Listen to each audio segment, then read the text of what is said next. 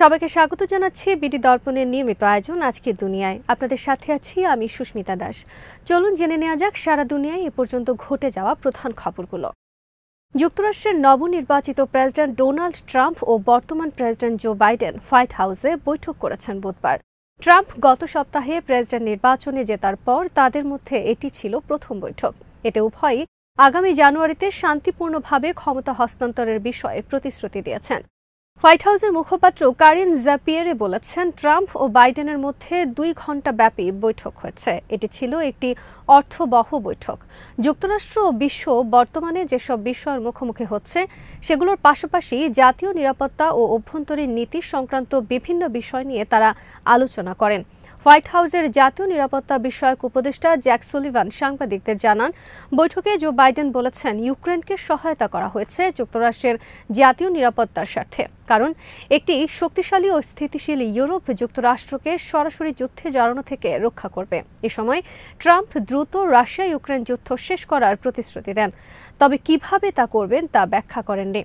Donald Trump new York পোস্টকে দেওয়া সাক্ষাৎকারে বলেছেন, তিনি ও বাইডেন বৈঠকে মধ্যপ্রাচ্য নিয়ে অনেক কথা বলেছেন। ট্রাম্প বলেন, আমরা কোন অবস্থানে আছি সে বিষয়ে আমি তার মতামত জানতে চেয়েছি। তিনি আমাকে তা বলেছেন। তিনি খুব আন্তরিক ছিলেন। বৈঠকে বাইডেন বলেন, আমরা একটি শান্তিপূর্ণ ক্ষমতা হস্তান্তরের প্রত্যাশা করছি। ট্রাম্পের উদ্দেশ্যে তিনি বলেন, আপনার সুবিধার জন্য যা যা দরকার তা নিশ্চিত করতে আমরা সর্বোচ্চ চেষ্টা করব। ফিরে আসায় আপনাকে স্বাগতম। ডোনাল্ড ট্রাম্প জো বাইডেনকে বলেন, রাজনীতি কঠিন, অনেক ক্ষেত্রে এটা খুব সুন্দর জগৎ নয়, তবে আজকেরটা সুন্দর। ক্ষমতা হস্তান্তর অনেক বেশি শান্তিপূর্ণ হবে বলেও প্রত্যাশা ব্যক্ত করেন ট্রাম্প, আর এজন্য তিনি বাইডেনের প্রশংসা করেন। আগামী 20 জানুয়ারি যুক্তরাষ্ট্রের 47তম প্রেসিডেন্ট হিসেবে দায়িত্ব নেবেন ডোনাল্ড ট্রাম্প। প্রথমবারের মতো ইসরায়েলের কোনো মন্ত্রণালয়ের কার্যালয়ে হামলা করেছে লেবানন ভিত্তিক হিজবুল্লাহ। বুধবার সংগঠনটি জানিয়েছে, আত্মঘাতী ড্রোনের সাহায্যে তারা এই হামলা চালিয়েছে। এক বিবৃতিতে হিজবুল্লাহ জানিয়েছে, তারা রাজধানী তেল আবিবের কিরিয়া সেনা ঘাঁটিতে হামলা চালিয়েছে। ওই ঘাঁটিতেই রয়েছে ইসরায়েলের জাতীয় নিরাপত্তা মন্ত্রণালয়ের সদর দফতর। এছাড়াও জেনারেল স্টাফ, যুদ্ধ ব্যবস্থাপনা কক্ষ, বিমান বাহিনীর নিয়ন্ত্রণ ও নজরদারি দফতরও রয়েছে একই ঘাঁটিতে। হিজবুল্লাহ জানিয়েছে, তাদের ড্রোন নির্ভুলভাবে টার্গেটে আঘাত হেনেছে। এদিন হামলায় একটি নতুন ধরনের ড্রোন ব্যবহার করা হয়েছে, তবে ড্রোনটির সম্পর্কে বিস্তারিত উল্লেখ করা হয়নি। হিজবুল্লাহ আরও জানিয়েছে, এটি ছিল খাইবার সিরিজের একটি অপারেশন। গত কিছুদিন ধরে ইসরায়েলের উপর হামলার জন্য এই নামের অভিযান শুরু করেছে গোষ্ঠীটি। কিরিয়া ঘাঁটিটি লেবানিস বর্ডার থেকে 120 কিলোমিটার দূরে অবস্থিত।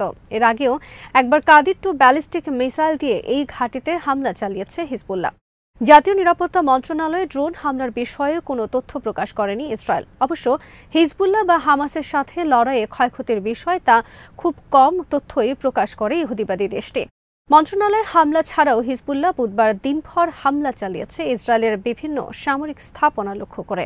সেনা সমাবেশ, অবৈধ ইহুদি বসতি, সামরিক ঘাঁটি ও ছাউনি ছিল এসব হামলার টার্গেট। আল মায়াদিন জানিয়েছে, বুধবার ভোরে মারুন আল রাস সেনা ঘাঁটির বাইরে সমবেত একদল সেনার ওপর রকেট হামলার মাধ্যমে হিজবুল্লাহ তাদের দিনের অপারেশন শুরু করে। এরপর হামলা চালানো হয় ওয়াদি ইয়ারুন এলাকায় অবস্থান নেওয়া সেনাদের ওপর। বুধবার হিজবুল্লাহ আরও যেসব টার্গেটে হামলা চালিয়েছে তার মধ্যে ছিল আমস সেনা ঘাঁটি এবং IWI অস্ত্র তৈরির কারখানা। কারখানাটি তেল আবিব শহরের বাইরে অবস্থিত। যুদ্ধ শুরুর পর এবারই প্রথম সেটি লক্ষ্য করে হামলা চালানো হলো। এরপর দিনভর বিভিন্ন টার্গেটে হামলা চালানো হয়। এর মধ্যে ছিল মানারা, শাসা ও আভিভিম ইহুদি বসতি। এসব বসতিতে রকেট হামলা চালানো হয়। এদিন দক্ষিণ লেবাননে হিজবুল্লাহর যোদ্ধাদের হামলায় একজন ক্যাপ্টেন সহ 6 সেনা নিহত হওয়ার কথা স্বীকার করেছে ইসরায়েলি বাহিনী। একজন ক্যাপ্টেন ছাড়াও নিহতদের মধ্যে 3 জন স্টাফ সার্জেন্ট ও 2 জন সার্জেন্ট রয়েছে। টাইমস অফ ইসরায়েলের খবরে বলা হয়েছে, সেনারা দক্ষিণ লেবাননের একটি গ্রামে প্রবেশ করতে চাইলে তাদের উপর হামলা করে হিজবুল্লাহর যোদ্ধারা। অন্তত 4 জন যোদ্ধা একটি বাড়িতে লুকিয়েছিল। সেনাদের দেখতে পাওয়া মাত্র তারা গুলি ছুড়তে শুরু করে। নিহত সেনারা সবাই ইসরায়েলি বাহিনীর 51তম ব্যাটালিয়নের গোলানি ব্রিগেডের সদস্য ছিল। ওয়াশিংটন মনে করে এখন গাজা ইসরায়েলি বাহিনীর অভিযান শেষ করার সময় এসেছে। গাজা যুদ্ধ প্রসঙ্গে যুক্তরাষ্ট্রের এই অবস্থান স্পষ্টভাবে তুলে ধরেছেন দেশটির বিদায়ী পররাষ্ট্রমন্ত্রী অ্যান্টনি ব্লিংকেন। বেলজিয়ামের রাজধানী ব্রাসেলসে এক ব্রিফিংয়ে তিনি বলেন, ইসরায়েল আমাদের বলেছিল যে গাজায় তাদের সামরিক অভিযান চালানোর মূল লক্ষ্য হামাসকে অকার্যকর করা এবং ৭ অক্টোবরের হামলার জন্য দায়ীদের হত্যা করা। ওয়াশিংটন মনে করে গাজায় ইসরায়েলের নেওয়া দুটি লক্ষ্যই পূরণ হয়েছে এবং এখন সময় এসেছে এই যুদ্ধ শেষ করার। এর আগের দিন ইসরায়েলের স্ট্র্যাটেজিক অ্যাফেয়ার্স বিষয়ক মন্ত্রী রন দারমারের সঙ্গে বৈঠক করেছেন ব্লিংকেন। সেই বৈঠকের পরের দিন এই মন্তব্য করলেন তিনি। গাজা যুদ্ধ নিয়ে ইসরায়েলকে বিশেষ সতর্কবার্তাও দিয়েছেন ব্লিংকেন। বলেছেন, ইসরায়েল যদি শিগগিরই যুদ্ধ না থামায় তাহলে মানবতা বিরোধী অপরাধের মুখে পড়তে হবে দেশটিকে। আর যদি যুদ্ধ থামাতে চায় তাহলে এই পরিস্থিতি থেকে বের হওয়ার একটি পরিকল্পনা ওয়াশিংটনের হাতে রয়েছে। এই পরিকল্পনা বাস্তবায়ন করা হলে ইসরায়েল যেমন সহজে এই যুদ্ধ থেকে বেরিয়ে আসবে, তেমনি হামাসেরও আর আগের অবস্থায় ফিরে যাওয়ার অবস্থা থাকবে না। এদিকে ডোনাল্ড ট্রাম্পের কাছে গাজা ও লেবাননে যুদ্ধবিরতির ঘোষণার জন্য তৎপরতা শুরুর দাবি জানিয়েছেন দেশটির মুসলিম ও আরব বংশোদ্ভূত মার্কিন ভোটাররা। মধ্যপ্রাচ্য এবং উত্তর আফ্রিকার মুসলিম দেশগুলো থেকে যুক্তরাষ্ট্রে গিয়ে স্থায়ী হয়েছেন এমন ব্যবসায়ীদের সংগঠন MENA American chamber of commerce সম্প্রতি গাজা ও লেবাননে অবিলম্বে যুদ্ধবিরতি ঘোষণার জন্য ট্রাম্পকে তৎপর হওয়ার অনুরোধ করে চিঠি দিয়েছে। চিঠিতে বলা হয়েছে, প্রেসিডেন্ট নির্বাচন উপলক্ষে ভোট চেয়ে লেবানিজ আমেরিকান ভোটারদের উদ্দেশ্যে চিঠি দিয়েছিলেন আপনি। পুরো আরব মার্কিন কমিউনিটি সেই চিঠিতে সাড়া দিয়েছে। এই নির্বাচনে আরব আমেরিকান ভোটারদের একটি বড় অংশই আপনাকে ভোট দিয়েছে। তারা একান্তভাবে আশা করছে যে গাজা এবং লেবাননে অবিলম্বে যুদ্ধবিরতির ঘোষণার লক্ষ্যে আপনি এবং আপনার নেতৃত্বাধীন প্রশাসন অবিলম্বে প্রভাব বিস্তার করা শুরু করবেন। ভারতের সুপ্রিম কোর্ট এক রায় বলেছে, শুধু কারো বিরুদ্ধে অপরাধের অভিযোগ থাকলেই তার বাড়ি বা সম্পত্তি ভেঙে ফেলার কোনো সুযোগ নেই। যে কোনো বাড়ি বা সম্পত্তি ভাঙার ক্ষেত্রে কঠোর নিয়মাবলী মেনে চলার নির্দেশ দিয়েছে আদালত। বিবিসির খবরে বলা হয়েছে, সাম্প্রতিক সময়ে দেশটিতে বুলডোজার দিয়ে বাড়ি ও ব্যবসা প্রতিষ্ঠান গুঁড়িয়ে দেওয়ার বিষয়ে এই সতর্কতা জারি করেছে আদালত। বেশ কয়েকটি আবেদনের পরিপ্রেক্ষিতে আদালত এই রায় দিল। অভিযোগ করা হয়েছিল, অপরাধী অভিযুক্ত ব্যক্তিদের শাস্তি দিতে কিছু রাজ্যে বুলডোজার জাস্টিস বা অনুসরণ করা হচ্ছে। বিরোধী নেতা ও মানবাধিকার কর্মীরা বলেছেন, এই ধরনের পদক্ষেপের শিকার হয়েছেন অনেকেই, তবে মুসলিম সম্প্রদায়ের উপর এর প্রভাব সবচেয়ে বেশি।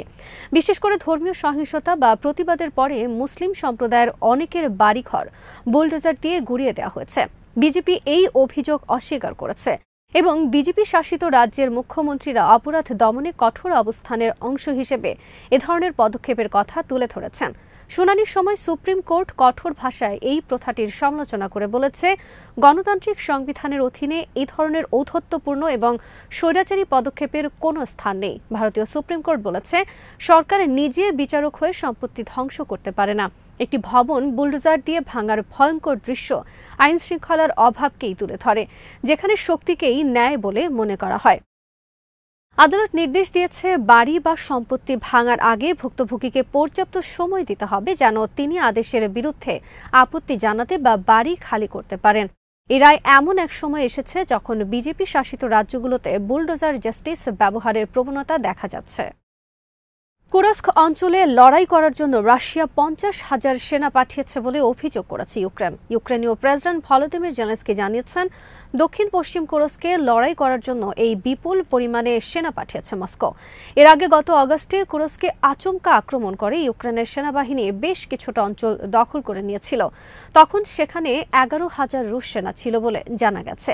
জেলেনস্কি বলেছেন, আমাদের সেনাবাহিনী রাশিয়ার 50,000 সৈন্যকে সফলভাবে মোকাবেলা করে যাচ্ছে। ডয়েচে ভেলের খবরে বলা হয়েছে, জেলেনস্কি যা বলেছেন তাতে মনে হচ্ছে রাশিয়া অন্য জায়গা থেকে সেনা সরিয়ে কুরস্কে নিয়ে এসেছে। তবে সম্প্রতি নিউ ইয়র্ক টাইমসে প্রকাশিত প্রতিবেদনে জানা গেছে, কুরস্কের জন্য রাশিয়াকে অন্য এলাকা থেকে সেনা সরিয়ে আনতে হবে না, কারণ তারা সেখানে উত্তর কোরিয়ার সেনাকে নিয়োগ করেছে। তবে এখনও কুরস্ক থেকে ইউক্রেনের সেনাদের তাড়াতে পারেনি রুশ বাহিনী। গত জুলাই মাসে ইউক্রেনের সেনা কমান্ডার গার্ডিয়ানকে বলেছিলেন, ইউক্রেনের রাশিয়া 5,20,000 সেনা পাঠিয়েছে। বছরের শেষে সেই সংখ্যা বাড়িয়ে 6,90,000 করার লক্ষ্য নিয়ে এগোচ্ছে তারা।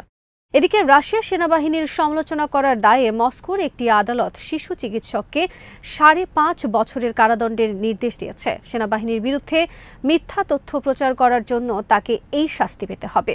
রাশিয়ার চিকিৎসকদের মধ্যে এর তীব্র প্রতিক্রিয়া দেখা দিয়েছে। প্রায় ৬,০০০ চিকিৎসক খোলা চিঠিতে সই করে তার মুক্তি চেয়েছেন। ইউক্রেনে রাশিয়ার আগ্রাসন শুরু হওয়ার পর থেকে সেনাবাহিনীর বিরুদ্ধে মিথ্যা তথ্য প্রচারের দায়ে ১,০০০ মানুষকে শাস্তি দেওয়া হয়েছে। মানবাধিকার সংগঠনগুলো জানিয়েছে, প্রতিবাদ করার জন্য ২০,০০০ মানুষকে আটক করা হয়েছে। আজ এখানেই শেষ করছি। সবাই ভালো থাকুন, সুস্থ থাকুন আর দেখতে থাকুন বিডি দর্পণ। চ্যানেলটি ভালো লাগলে সাবস্ক্রাইব করুন, সংযুক্ত থাকুন আমাদের ফেসবুক পেজে।